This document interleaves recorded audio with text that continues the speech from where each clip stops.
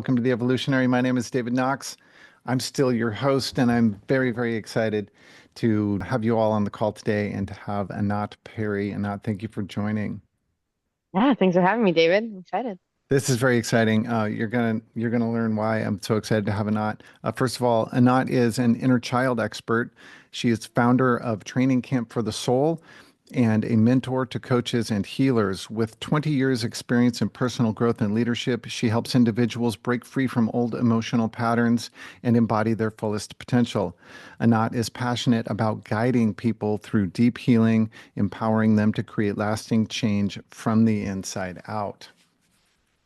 So juicy. We're going to get into a lot of those details very shortly. But first of all, I wanted to set the stage for why I wanted you to be on the show.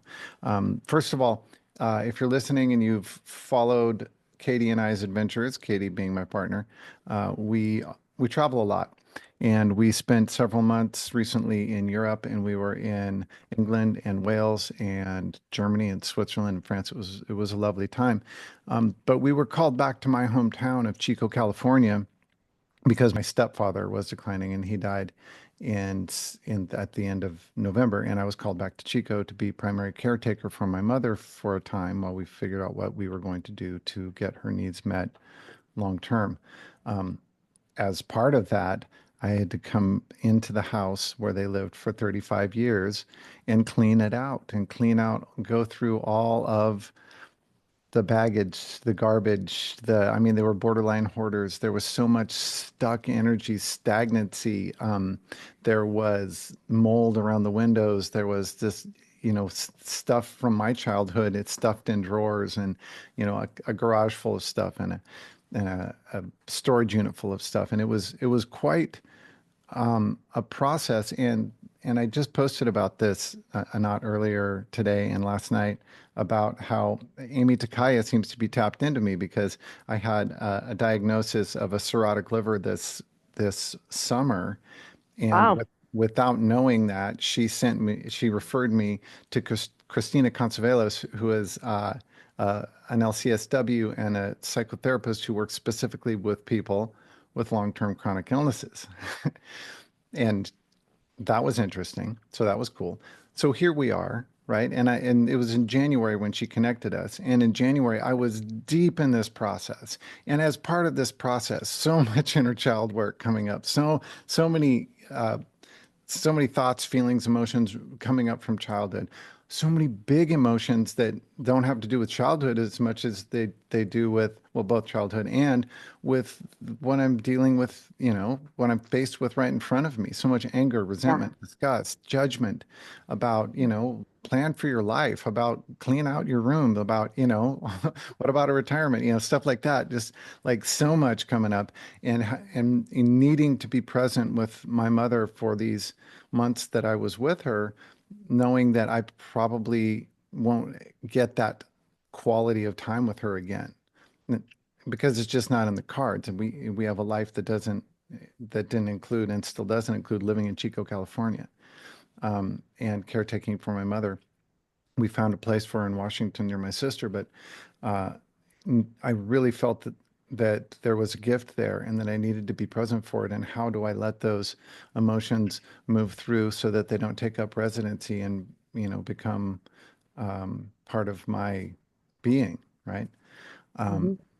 and so we're in the middle of this, and Amy connects me with you, and so I think it's very interesting because all of this ties in with what you do, and we're going to get into the specifics of that with Training Camp for the Soul and the model from Stephen Kessler that you use that kind of is somewhat foundational to your work. And I'm excited to get into all of that. But first of all, the reason I wanted to have you on the show is because we are, I think, collectively people who are in the business of personal development. And when I say business, I mean if they're working on personal development. It doesn't have to be their vocation, right? And I've Yeah. been in that business for 30 or 40 years now. And if we're in that business, then we have a vision for humanity.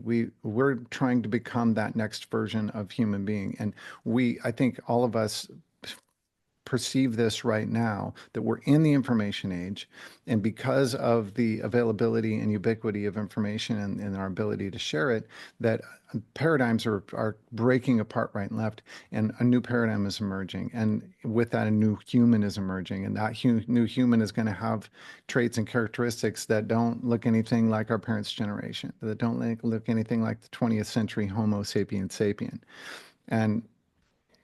And if you've been doing this work, then you understand, and I know you do because I've heard you say so on podcasts, that that it, our job here is to work on ourselves. That's how we create a new humanity is right here. It starts and ends right Hmm. here. And focus on your own shit is like a mantra of the evolutionary. And so I want to know, first of all, it's kind of like a three-parter. Do you have a vision for what the new human experience is going to look like, what the new normal of humanity is going to be, and how is that work going for you personally? And then I guess to wrap it up and bring it into the discussion, then how does the work that you're doing with Training Camp for the Soul support your vision for the new humanity? That's not Yeah. too much to open. Let's just open big, okay? Yeah, let's go big. Love it. Okay. Let's hit the big waves first. First of all, yeah, very, very kismet, divine timing to be on the show, hearing, where you're at in your life. So I love that. Thank you, Amy, for introducing us. Yeah, I have a vision for sure, and it really is one of ending the cycle of survival and suffering that we've been in. They say suffering only happens when you're in an argument with reality, and the truth Mm. is that in our reality, in our every moment reality, there is some emotion, some energy that is flowing through us. There is some current in the ocean of our emotions, and we're suffering because we're in an argument with it, because we have resistance to it, because we've forgotten how to express it, how to feel, how to be the full spectrum of a human, which is all the energies, all the emotions, just like you see with a newborn or a toddler that doesn't know yet that it's not okay, that certain emotions aren't okay. They're just fully expressed and therefore fully in their um, ability to be to play, to create, to just enjoy and meet every moment. And so to me, that vision of the future of the human is coming back to that inner child, to that childlike way of being, and what that provides, because we're not all just going to be playing like kids, but I think the space and the opportunity that that provides in as as adults for our society is one where we are creative, one where we feel connected, one where we feel that we are in the driver's seat and not needing strategies to feel safe, that we know how to feel safe, that we do feel safe, and therefore we operate from a place of our heart as opposed to our ego, from a place of openness, curiosity, connection, acceptance of other people, and gosh, mm, uh, and then like what it looks like on like how do I know? I always say to myself, how do I know that we've hit this tipping point, that we're getting there? And being in this industry for 20 years and yourself 30 plus years, we've seen the growth. We have. Yet it still hasn't reached that tipping point. And to me, the evidence of that tipping point is that you start to see programs in schools, in elementary schools, that are tied to emotional intelligence, emotional resiliency, just like there's a subject of science and math and physical education, there's emotional education. And I think when we start seeing programs like that in schools, we know that we've reached that tipping point and that we can move towards heaven on earth. We're all like, I love oh, that. this is hell right now. Yeah, it's hell because you're suffering. And heaven on earth is available to us. If you ever look at something called, anyone right now can Google an image of the levels of consciousness by oh God, what's his name? Forgetting the name of the author. Uh, he wrote Power versus Force. Um, if you Okay. look at that, it talks about the certain levels of consciousness is heaven, and where most of us right now are is in hell or purgatory. So yeah, that's a bit of my vision. Yeah, I love that. And by the way, I saw Katie nodding her head in agreement over there. She is was a classroom teacher for what, 17 years, Katie? And now she teaches mindfulness, meditation, social emotional, with a heavy focus on social emotional learning to children, Amazing. one-on-one, and to teachers who then can take that into their classroom. So if anyone's interested in a conversation about that, you can reach out to Katie, and she will, actually, I think she put something in the show notes. So Yeah. uh, Katie, anyway. I love that. Oh my God, we definitely need to connect. And yes, absolutely. And it's great to hear that. See, it's starting. I love hearing that because I'm like, okay, we're starting to trickle in there a little bit, bit by bit, one step at a time. Yeah, and I feel like there is a massive grassroots movement of people who are taking ownership of regarding who they are, and Yes. they're intending and moving in a direction of ascension and evolution. And we see this all over the place. You know, Katie and I travel a lot, and we're constantly running into people who are moving away from the news, who are moving away from the mainstream media and their propagandist message, and crafting their own worldview, and Hmm. realizing that the worldview that they were given, that was inculcated into their heads since the time they were zero, is absolutely a fallacy. In fact, all worldviews are fallacies. There is no such thing as an accurate worldview. So choose a good one, right? Yeah. Because it Be impacts the absolutely creator. everything we are, right? And you're a creator God, your world is what you believe it is. And so choose a good one. So how does the work that you do in training camp for the soul support this vision? Well, my work is rooted in emotional resiliency, in unlearning what we learned in childhood, unlearning that script that we inherited, and learning how to feel our feelings again. We've forgotten how to feel. We talk about our feelings, we think about our feelings, we intellectualize them, we judge them, we stuff them, we run from them, we numb from them. We do anything but actually remember the simplicity of expressing. We suppress instead of express.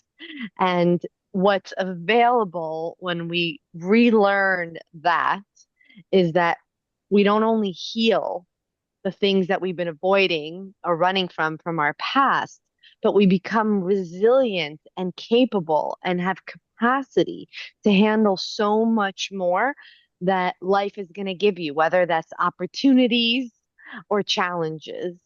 And the sky's the limit then. Then you are a creator. And so that is, to summarize at the root of it, the foundation of my work, using the body and the mind working cohesively together. And I started my certification program. I've been in business for almost 10 years, 5 years in, because my clients kept saying to me, I want to learn to do what you do. And my reason for it wasn't because I thought it'd be great.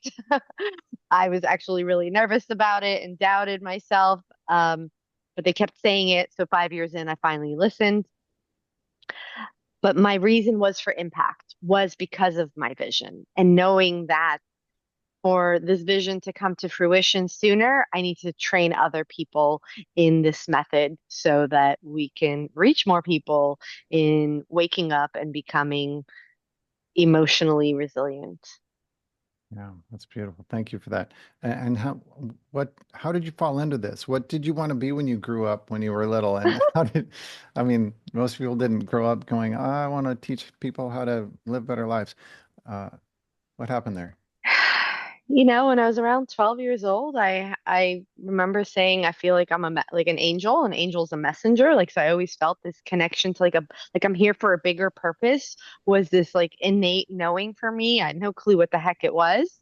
I was the friend in school that uh everybody came to for advice. I'm sorry for whatever advice that was, but God knows what it was. But the truth is, all kidding aside, whatever it was, it always created a sense of peace for them. So there was this natural gift that I had in coaching, and I loved people, loved connecting with people, and I wanted to major in psychology, but I didn't want the 8 years of schooling because, being someone with running a leaving pattern, living a life of dissociation, or as the label of ADHD, sitting in a classroom being talked at, lectured at was never my learning style. It was very much experiential. So I instead went the route of business and finance, like my dad, following the script and the world of and I was great at math, so to me those classes were easy.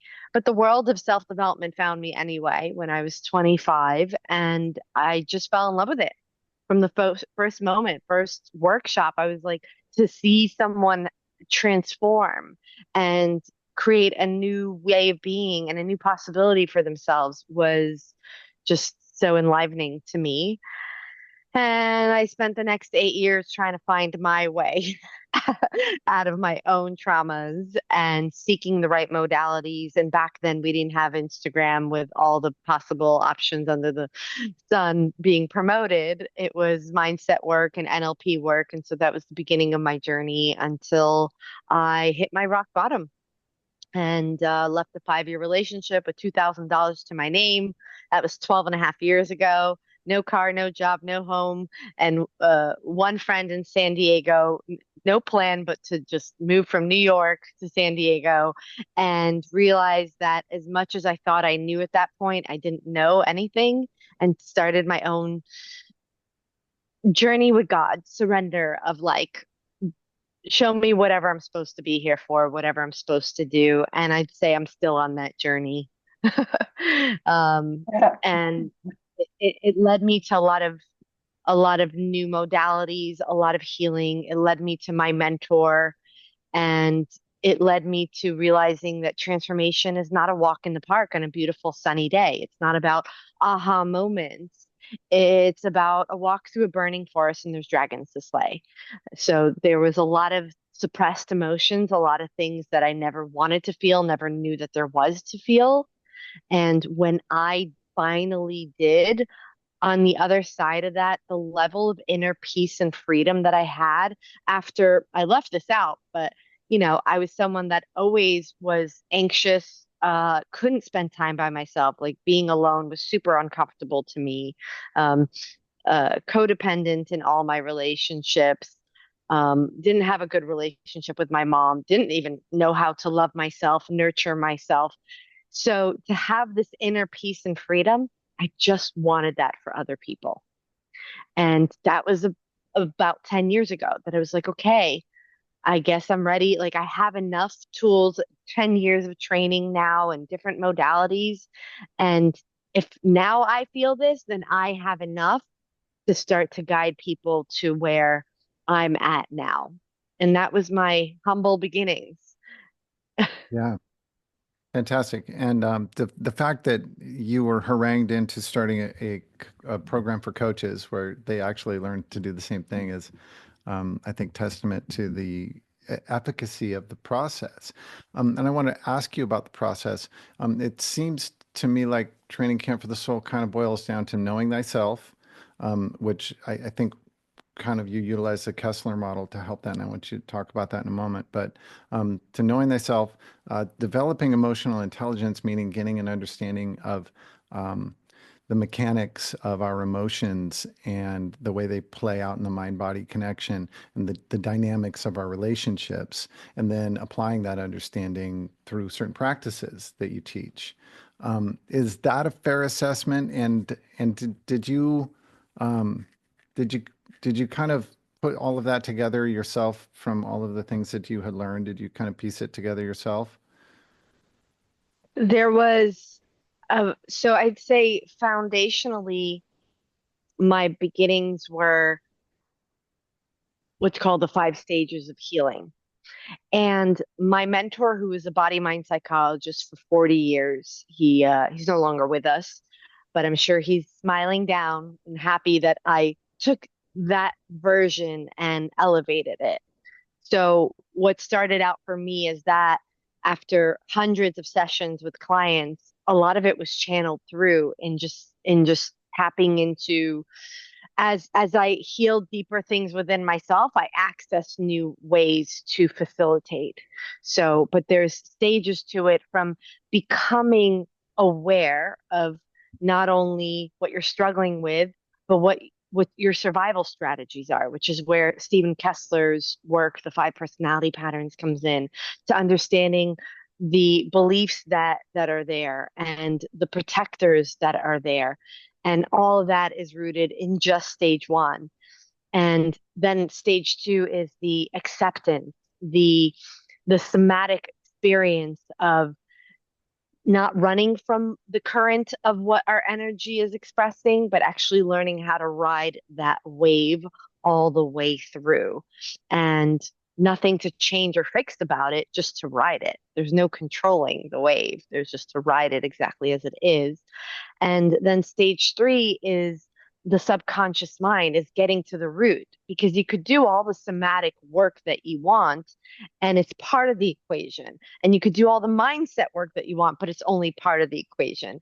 And so it's very much both. First, let's clear it on an energetic level, and then getting to the root of, well, where did you learn this?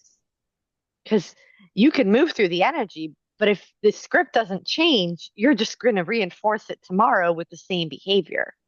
So, stage three of exploring at the root level of whose energy is this? Who modeled this to you? Is it mom? Is it dad? Did you copy? Did you rebel? And uh, giving yourself a chance to unlearn it, to become the editor of the things that you experience. So, this is where a lot of the inner child work of going into childhood and remembering a time when mom was that way. And what did you need from her in that moment that would have given you the safety and nurturance? What did you need? And then stage four is the reparenting, giving that to yourself. If it was from mom, mom being an extension of self. And if it was from dad, dad being others in the world, grieving first off what you never got, the heartbreak of where dad let you down as the model of everything outside of you, to then feeling safe to go out into the world and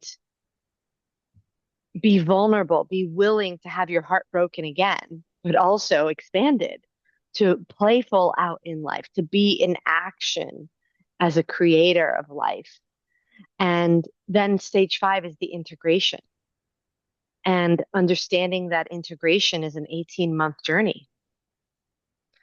And I think when I look at my own journey of the stages of healing, the first 8 years of my self development journey, the methods, the modalities, the tools that I had only touched on stage one and stage five. And so, of course, I was like trimming weeds and wondering why things weren't really integrating all the way through. And, getting into plant medicine or breath work or things like that, it was like, okay, a lot of somatic releases here. So I think when you hear the stages, and for those of you listening that have been on this healing journey, this self-development journey for a long time, and maybe feel like this is not changing for me, you could really evaluate, well, what stage have I skipped? Or I think a lot of times those of us that love to heal don't give enough time to being in integration. We're like, oh, it's not sticking. There must be more to dig out. And a lot of people really need to learn to be patient and kind and compassionate with themselves in that 18-month journey, and to stop digging. There's nothing left to fix. There's just to be bold enough to take enough action to let it fully integrate. Yeah, that's super powerful. And it's very interesting that a lot of the models were missing that middle part.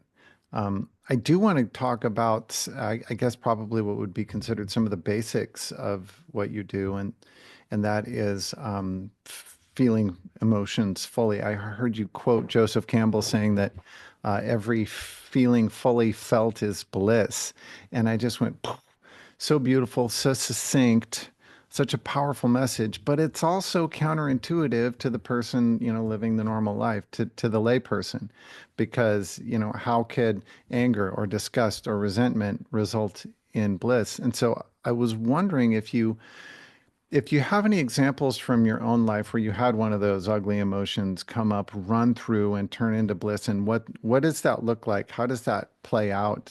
Maybe you could share that to try to kind of demonstrate that dynamic for us. Yeah, so I will say that, you know, if you're not feeling a feeling, then your nervous system is protecting you from it. It's always listening for safety or threat. And when it senses threat, like, I don't want to feel this, it says, okay, then I'll protect you from it. I'll put you into fight, flight, freeze, please. And that's a lot of energy because then we are in a sympathetic state, right? We're in a heightened state. And that is not blissful. That is exhausting and takes up a lot of energy and keeps us from being present and only perpetuates that thing being there without really being able to be with it and feel it all the way through. And so when we think of these emotions like anger or resentment or grief or, any kind of pain and want to run from it forever or stuff it down forever, that's the state that then we're stuck in. And there was a study done by a Harvard trained neuroscientist, Dr. Jill Bolt Taylor, that you could move through an emotion in 90 seconds if you're not judging it, resisting it, running from it. And so we've overcomplicated it. And if you have a toddler, watch them. If you really give them permission to have their expression of whatever emotion they're feeling, you'll see 90 seconds or less. And if it's more than 90 seconds, it's because there's multiple emotions that they're riding, multiple waves in the ocean. And so uh, there's this stigma of if I feel this energy that I label as bad, which it's really just energy, uh, a frequency, then Pandora's box is going to open and I'm never going to get out of it. Like, how could it feel good? It's just there's a different intensity. There's a different, when you look at Dr. Hawkins and the levels of consciousness, there's the feeling of shame or um, guilt are the lowest vibration, meaning they're very, very dense. The only thing lower than shame is bacteria. Now, when you have a bacterial infection, when you're AKA sick, how do you feel? Are you like outside running or dancing? No, you're in bed in pain and you can barely move. You're like a slug. So, of course, those emotions, those energies, those frequencies are going to be very dense, very heavy, and not actually pleasant to feel. But if we want to access the lighter ones, the peace, the joy, the love, the lighter sensing frequencies, the ones that you're like, it's so subtle to feel them. We got to dump the other ones out. We got to lighten the load. And when we give ourselves those 90 seconds to ride it out, we're freeing up that energy that on the other side of it, it is blissful. And I have a powerful client story to share. I had a client who, when he came to me, was in his early 50s. He'd done everything. He'd done every plant medicine, every modality, to try and get rid of the pain in his heart because his father was murdered when he was 4 years old. Okay. And um, when he came to me, I had him first name the sensations that are there. Because if you want to start working with your nervous system, if you want to signal to your nervous system, hey, this is safe, this isn't actually a threat, then you want to speak the language of the nervous system, which is sensations, because they're neutral. They're not there's no judgment there. They just are what they are. So, where are you sensing this? What is the physical expression of this emotion that you say you have? If you're sad, if you're angry, if you're annoyed, if you're um afraid. For him, it was, a lot of grief in his heart.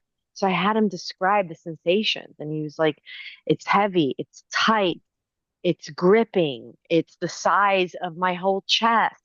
And so that was like the starting point of just be with that. Just observe the physical expression of it, of the sensations in your body without judgment, nothing to change, nothing to fix. And I had him sit with that. This was about uh this was right before COVID. So March 5 years ago. I wasn't even having them express the grief then. That wasn't even a part of my method that I tapped into. But just by him sitting with it without judgment, with so much curiosity, he let his nervous system know, hey, come look behind door number 2 with me. It's actually not a lion. It's safe. We can look behind this door. And what happens then is your nervous system is going to go to work for you in actually learning and metabolizing this energy and discharging it. Within a few minutes, he experienced ecstasy. That's what he said. He started saying, oh, and we're like, what's going on? He's like, I can't believe this thing I've been running from for so long would feel so good when I actually finally felt it. Mm. He was shocked because he's been running from it, not wanting to feel the grief, not wanting to feel the sensations of this discomfort. And he experienced bliss, that ecstasy, as it got metabolized and wasn't taking up so much energetic space anymore. Hmm. Yeah, I could see that. Especially the part where you're able to put it down after carrying it for so, so, so long. Yeah. And also, when you think about like the grief for him specifically, the heartache, underneath that heartache is just so much love for his daddy, Yeah. so much love that he didn't get to live out and really feel that like the love lives on. It just looks like grief. When you allow yourself to grieve, you're allowing yourself to acknowledge the amount of love that you had for this person, this relationship, this pet, whatever it is. And so the more love there is, the more grief, the more you feel that grief, the more love you access. So he finally accessed underneath all that the love that he had. That was beautiful. Thank you for that. Um, I want I want to shift up just a hair and talk about the expression of emotions. And uh, when we talk about letting an emotion run through fully and fully express, the concern that comes up and sometimes plays out that if it isn't expressed, if there's no skill or maybe timing, or I don't know, I'll ask you to talk about the nuance of this, but the concern is that if I go out and I fully express, or I have a partner that's fully expressing to me and just letting fly, it, Mhm. how do we do that without wrecking stuff? You know, because I mean, I've had people in relationships who are fully expressing, Now, with the asterisk that maybe they were having a big negative emotion and holding me responsible for that, right? And wanted to punish me for it or whatever that is. But saying stuff that they can't take back, right? And we've all done that in relationships where Hmm. we're letting fly, we're saying stuff we can't take back, we're doing damage. How do you address that in this bid to fully feel and fully express? Yeah. So, been there recently, still happens. We're human. I'll say that it's when we get hijacked. We're not in the driver's seat anymore, and our bodyguards our protectors are, and depending on what that is, like, will show how you protect yourself because you want to feel safe. And I think it's not to think that, oh, those of us that are most evolved and most connected never have that ever happen. It could still happen. And it's how quickly can you recognize it and how quickly can you repair the repair and the taking responsibility and the remembering to look at the totality of who the other person is and who you are, and to keep learning and to keep growing, you know. Hmm. Um, every union has their karma. So I'd say for my husband and I, there's definitely been moments of that. And on the other side of it, as long as you know how to repair. And I think that's where the awareness is important, and the taking a moment to separate, to pause, to breathe, to learn how to self-regulate quicker and quicker. So it's not that um, fire and anger and um, disconnect from our higher self won't happen. It can happen. And also, sometimes I feel like it needs to happen because, like you said, maybe things have been suppressed. Maybe there's been unexpressed things. Maybe there's been withhold. Maybe there's resentment. And you let it out and it's messy. And if you can remember that the person is not really there, that it's their ego, their bodyguards that took over, then all the nonsense that they're saying is really just nonsense. It's really just their hurt. It Hmm. really is just an inappropriate way of necessarily expressing it, right? It's not it's violence. It's not non-violent communication, Hmm. saying things that could be hurtful. And the truth is that most of us as humans still fucking do it at times. So I really just want to normalize that and normalize how human I am. And at the same time, the beautiful moment of getting to that, uh, even though this bodyguard took over to make me feel safe, it's bankrupt. And Hmm. so sometimes allowing it to play out, and for some of us, for myself, it was fawning. It was people pleasing, Hmm. and really realizing where that was bankrupt and Hmm. where that was just creating resentment. And my fear of really being seen and speaking my truth from an open heart, vulnerable place. And so there's certain things that can only be healed in relationships, in the rupture, if you then are willing to do the work and learn the ways to repair, learn the ways to regulate, to take responsibility, and to come back to love and to heart. I could tell you the breakdown that my husband and I had has led to what feels like a reset of 5 years for us, and like the deepest, most connected love and seeing each other. It's like, whew, sometimes, you just gotta like take out the trash and it really stinks and it's messy. And yes, what is Amy saying there? To be able to Yeah. witness the other person. And I think that's something that we have gotten really good at, is like, okay, I could recognize that she's taking the back seat, some patterns taking over right now, and I'm not going to get hijacked by it. I'm just going to let her have that. It's very similar to a 3-year-old having a tantrum. Right. And what we think is wrong as the parents, a lot of times, is that they're having a tantrum and having big energy. And so we want to tell them to stop and to suppress it and to calm down instead of, no, go for it. I'm here. Let it all out. Scream it, whatever you need. Scream, kick, shout, Or swim. whatever their expression is, whatever their style is. It could be violent like that. It could be the leaving pattern. It could be like you said, fawning. It could be all kinds of expressions, right? Yeah. And more importantly, like getting away from that and more to like the emotions.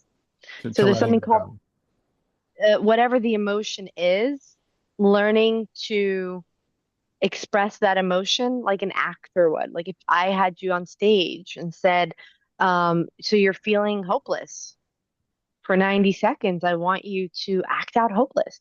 What's the body language? What's the facial expression? What sound would someone who's hopeless emote? Are we going to do that? And yeah, absolutely, we can do that.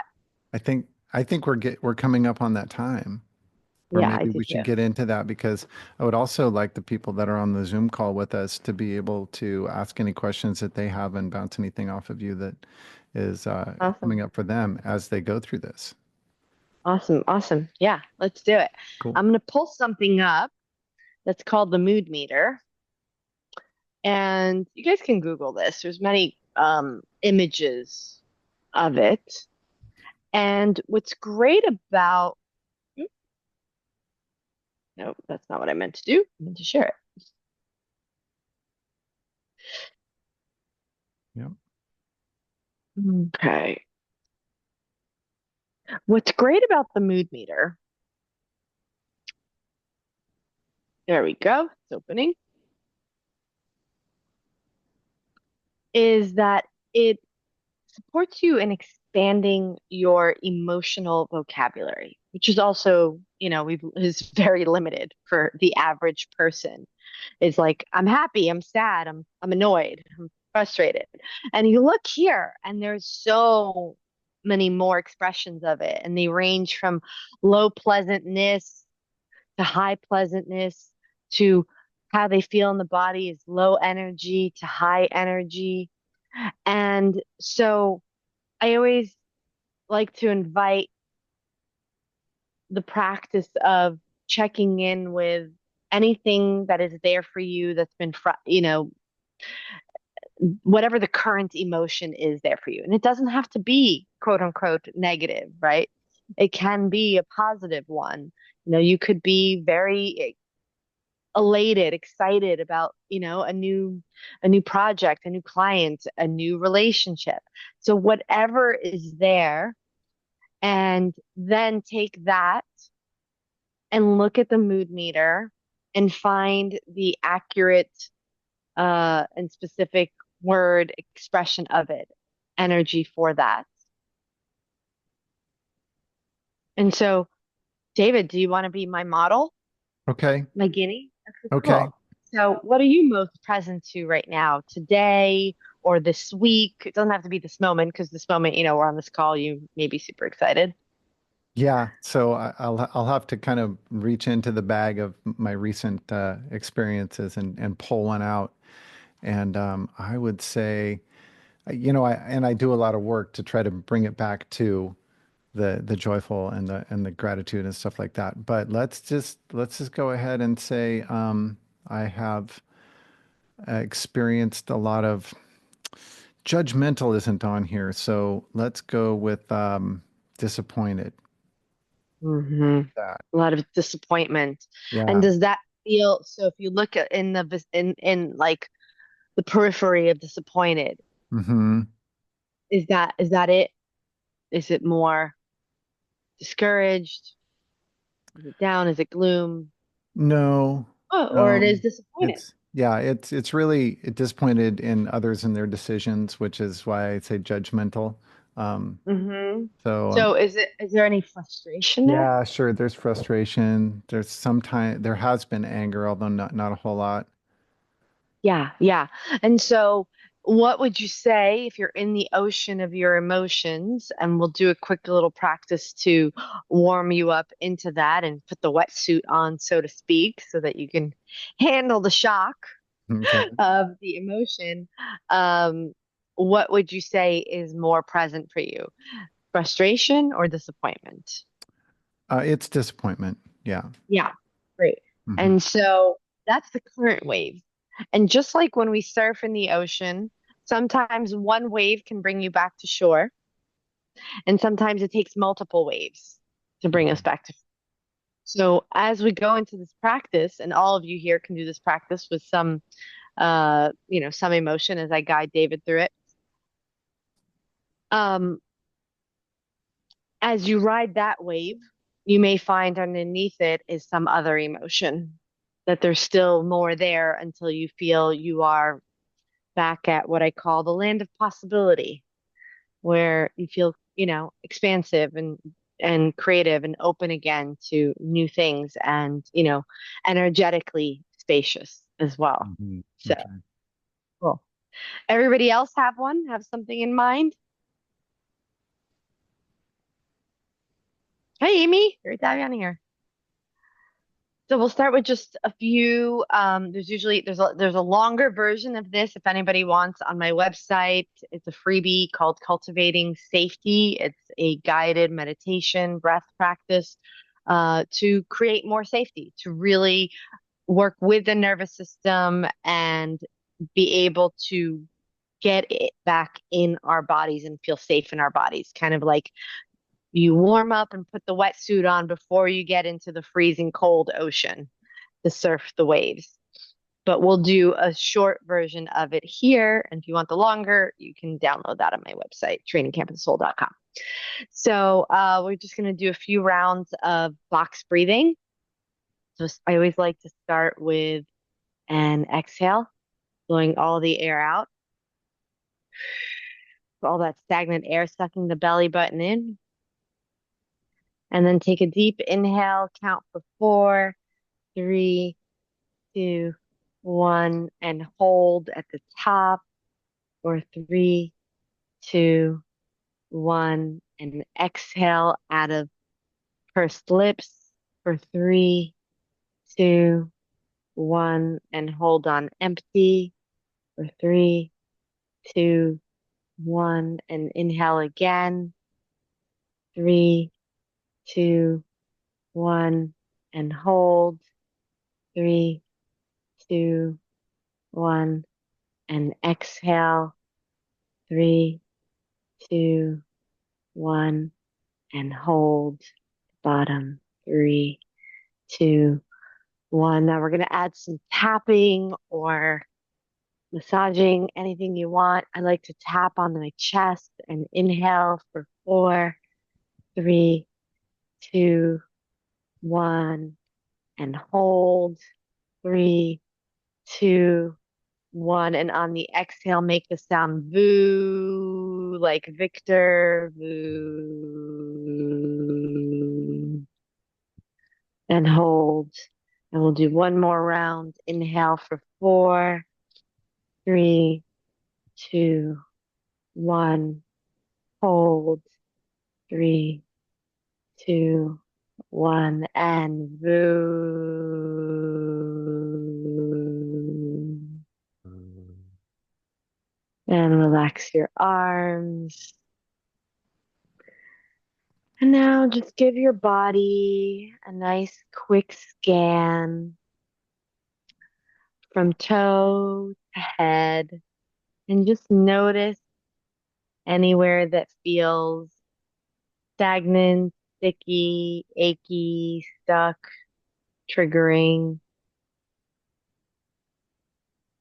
tight. And when you come across a spot like that, I want you to pause and just observe it with loving curiosity and see if you could name the sensations that are there. Is it cold? Is it hot?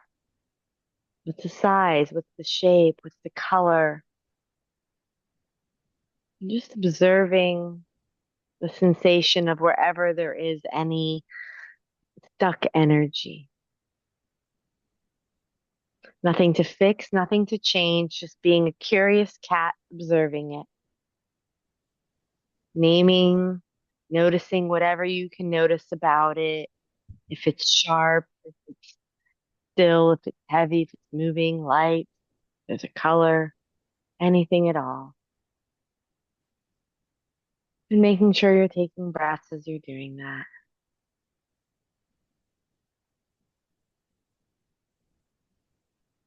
Notice if it changes form in any way. And then scan your body for any place that feels super warm and yummy and supportive. And know this is your safe place. You could always go here. And now we're going to go a little deeper, David. So we're going into the water. We're going to the deep water. You can't touch the ground. You got to surf the waves and staying with your breath. And I want you to bring up whatever memory you have that activated this feeling of disappointment or frustration or anger, because whatever is there right now, you said those, but maybe right now there's something else. Maybe there's resistance. Maybe there's, I don't feel anything. And if it is, feel the resistance, feel the numbness. But if you are there, David, I want you to tell me, what are you present to and where are you noticing it? I am a little, little past disappointed. I'm annoyed. Annoyed. Mm. Yeah. I'm annoyed to the maybe pissed off. Yeah. Yeah. Yeah. And where do you feel that? Where's the physical presence of that for you? Interestingly, in my shoulders. I feel it in my shoulders. Yeah. There, Yeah. there's a lot of Yeah. there's a lot of work and tension and stuff. They they've been doing so much and maybe taking advantage of a little bit and Yeah. yeah, I'm just annoyed and disappointed in some of the things Yeah. that I've been experiencing. Yeah. So I want you to come back to where you're feeling that physically. So it's in your shoulders. And in Is my there a shape yeah. in your lower back? Yeah. Yeah, it makes sense. It's like I'm carrying a lot and the lower back is like I don't feel supported. Like I have to support it all. Yeah. Right? Yeah. Like we're on Yeah, yeah. this. Yeah. Yeah. And now name the sensations. Like, is there a shape to it, a temperature, a texture, a weight, a color, whatever you can connect with. And I invite you to pick between whatever is more intense, the shoulders or the lower back. Yeah, the shoulders had kind of a reddish purple situation going on and orange down near the lower back. And the lower back is kind of needly, kind of sharp and attenuated is where the shoulders are Hmm. more rocky and crunchy. Yeah, yeah.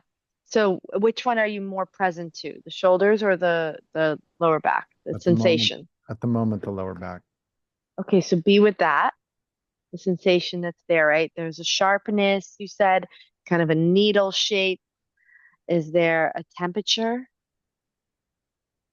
a texture? It's it's cool, actually. Yeah, Yeah. yeah, it's cool. Is It's it moving? Is it it's still? it's moving up into my mid back and right along the spine. Yeah, Yeah. yeah, yeah. So just observe it, nothing to change or fix. Just be curious about, oh, interesting, how this energy is physically expressing itself. Yeah, And if it changes form, feel free to name that or location. hmm Hmm. And now we're going to go a little deeper. And what does this part want to say? Why? Why? Why? What? Yeah. WTF? Oh wait, we actually swear on this podcast. What the fuck? Like, what Yeah. the hell's going Yeah. on? Like, what are you Yeah. thinking? Yeah. Yeah. Now I want you to let's go a little deeper and we're going to let go of the language and we're going to go pre-verbal with it. And I want you to imagine that you are on stage and you want your audience to really understand what you're feeling. You can't tell them.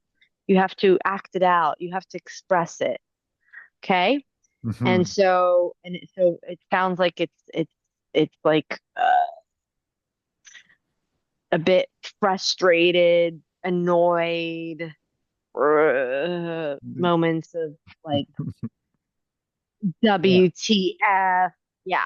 So I'm going to set a timer for 90 seconds Okay. and I want you to see how much you can let this be the star and express it with your body, your facial expressions, and whatever sound you want to emote, but not language, not words.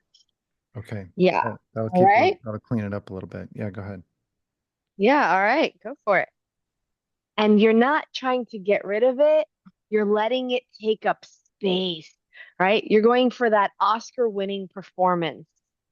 I want you to get away from visualizing what's happening or as if you're talking to someone and more of allowing yourself to be that feeling. hmm How much of your energy you want to really train your nervous system to be with this frequency. There we go. Yeah, now you're getting in it. hmm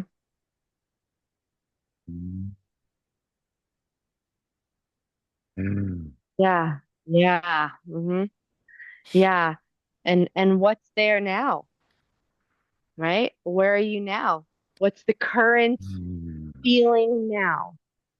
Ah, it's just anger. Just Yeah. that's. So for 90 seconds now, allow yourself to be Mm. angry. Great. We're looking for that Oscar winning performance. How much of your body, what's the facial expression, the body language, sound? What is it? How much can you give yourself to this frequency? Yeah, yeah, yeah, yeah. Beautiful. And what's present now? When you check in with your lower back, when you check Mhm. in with, yeah, Yeah. check into the body. What are you present to? Um, Acceptance, I guess. Yeah, Yeah, yeah, yeah. Would you say there was more suffering before and resistance to sure. Yeah, the current? And now it's like, okay, you get to be angry and annoyed and frustrated whenever that comes up for you over the next however long until you're done, you know, with this chapter. And so as that comes, if you could give it permission, you can come back quicker to ease. yeah. Yeah. Yeah. Quick logistical question. Do you go into another room and do this usually? I mean, do you like get some me time to do this or Yeah, because absolutely. People are like, if your where, partner is trained and you both are on, reading off the same script, then they can hold space for that. But someone else might Mhm, not, if they don't know what's happening, exactly. then Yeah, they could be exactly. And so, totally freaking out. exactly. So just like you excuse yourself to go to the bathroom, excuse yourself and go to the bathroom and you Yeah. just releasing for 90 seconds. You're releasing from, a different part of the body. That's Yeah, all. We always give ourselves permission to go to the bathroom and sure. privately release. Same thing. We get to have this discharge. So yeah, if they don't have capacity to hold us or it's not appropriate or it's not theirs to hold us, they do it all the time. Go to the bathroom, I sit on the floor and have a good cry or whatever it is. And yeah, within 90 seconds, I'm good. I'm ready to come back to presence and connection because I just took time to get present and connect to myself. Hmm. Thank you for And that. this is, you're welcome. It's the same thing you'll see if those of you struggle with your kids and they have big emotions, well, stop fighting them and their emotions and start cheerleading them. You're on the sand. They're the only ones that could enter that water and surf it. You want them to come home? Be their cheerleader. Don't yell at them, tell them to stop. They'll get plummeted by the next wave. So, That's yeah, great. we all get to come back and remember it. How's your lower back? It's good. It's good. Yeah, Yeah, feels pretty good. that's Loosened the up a little bit. practice. Yeah, thank Yeah, you. That's yeah, powerful. yeah, yeah. I before so we've been on for a little over an hour. Before we wrap up, I have a question or two for you when we wrap up. Does anyone else have anything that they would like to chip in with or ask Anat? Yeah. I see Amy asked a question in the chat. Why do we wallow? Why do Some we want? people are afraid of getting stuck in their negative emotion because they don't have any control over the stories that they tell themselves. This is why we need to work with the body and the mind together. If you want to put a fire out, you don't add wood to it. And so we end up wallowing because we're telling ourselves more things that upset us. A child comes into the room and says, Mommy, I'm sad because Timmy didn't want to play with me today. And instead of holding that child and saying, Yeah, you're sad. Of course, I'd be too. It's okay. Feel the sadness. You say, Because you're a loser and no one's ever going to like you and you smell bad. But we do that to ourselves as adults. Something happens and we spiral into all these stories and reasons why it's doomsday and the wallowing. And so, of course, you feel worse. Of course, that wave just became the tornado. So, or tsunami, I should say. Yeah. And what does it mean when we wallow? Meaning keeping the feeling going longer than needed. Are we avoiding something? Yeah, we're avoiding actually being with what's there and not adding more to it, not adding more stories. And so I've had clients that are really good at feeling their feelings, but they have no control over their mind. And that's where they struggle. And then you get the reverse, the people that are so good with their mindset and telling themselves all the positive things in the world, and then no connection to their emotions. So you need both. You need to become capable of really mastering what is really true and what you're telling yourself, and how to be with the current emotion that's there. Well, my question is, what are you working on, or what are you excited about right now in the coming months? Personally, starting a family. Oh, So good. yeah, yeah, excited for that. Um, creation and giving myself space to pause in that, and professionally, just having things so dialed in to be able to have space for that creation. Having an incredible team and upgrading all the modules of everything so things could run smoothly without me, and also yeah, more media, more press. I'm working working on some PR coverage right now. So, and my TED Talk coming out, waiting for it to come out any moment now. Yay. So, Did you already yeah. give it? Yeah, I gave it 2 and a half months ago. What is taking them so long, right? Right. Yeah. That's right. Well, congratulations on that. That's Thank you. super exciting. I did hear you mention that in Yeah. the podcast several months ago, and I was wondering if that was something that you did, and you did. Yeah. Yeah. Yeah, exactly. Let's one more question before we go. If someone would like to engage with you, how can they get in touch with you? Engaging for the most part on Instagram. So I message every new follower because I want to get to know the human behind the follower. So feel free to follow me there.